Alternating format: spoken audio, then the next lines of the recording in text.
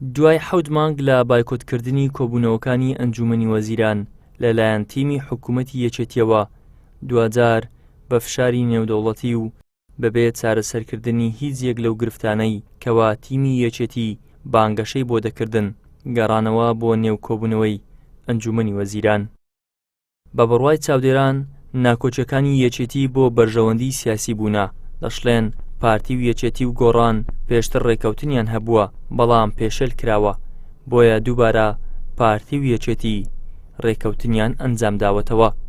لە دەرەنجامی لێکتێنەگەیشتن و ململانەیەکی حزبی ڕوت کێشە و ململانێکی زۆر لە نێوان ئەو دوو حیزبەدا هەبووە، بەردەوام لێکەڵبەزینەوە و لێکترازان هەبووە و ئەوەی وەکو ململانەیەکی وەکو کێشە و ململانێ لە نێوان ئەو دوو حیزبە هەبووە. بەڕاستی لە چەند ساڵی ڕابردوو ئازارێکی زۆری میلەتی ئێمەی داوە بۆ تەمای خوڵقاندنی چەندین قەیڕانی ئابووری لێکترازانی سیاسی. پێشتریش کارنامەیەک لە نێوان هەردوولادا هەبووە، ئەدێ و کارنامەیە ڕێکەوتن نەبوو لە نێوان هەردوولا بۆ دەستبەرداری دەبن، بۆ لەسەر کارنامەیەشی تر ڕێک دەکەون، بۆ خۆیان کارنامەیەشانن بۆ کە بۆتە بنەمای دروستکردنی حکوومەتێکی هاوبەر لە نێوان هەردوولادا. دیسان ئێستا ڕێکەوتنامێکی هاوبەش دەکەن بۆی بێکەوە کار بکەن. من پێم وایە ململانەکە ململانەیەکی حیزبیە.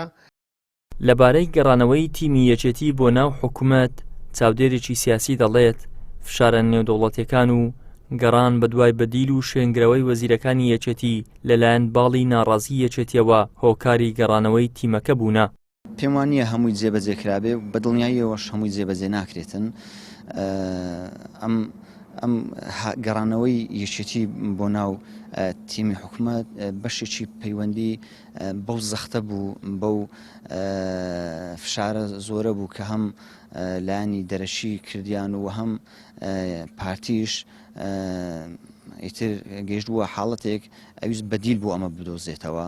ڕەنگە بەدیلەکەشی ئەوە بێکەم کارکتەرە دژەکانی ناویێشێتی بکاتە بەدیل، بۆ ئەمە بەشێکی پەیوەندیە ئەو بەوە هەبوو، نەک بەوەی کە تیمی حکوومەت داواکانیان جێبەجێکراوێت. دوای 7 مانگ لە بایکۆتکردنی کۆبوونەوەکانی ئەنجومەنی وەزیران لەلایەن تیمی حکوومەتی یەکێتی، هێرشوو پەلاماری میدیا سێبەر و فەرمیەکانی هەردوو حیزبی دەسەڵات، بەڵام لە کۆتاییدا وەک ئەوەی هیچ شتێک ڕووی نەدابێت بە دانیشتنێکی دووقۆڵی سەرۆک و جێگری حکوومەت، دۆخەکە ئارام بوویەوە و تیمەکەش گەڕانەوە بۆ نێو کۆبوونەوەکان.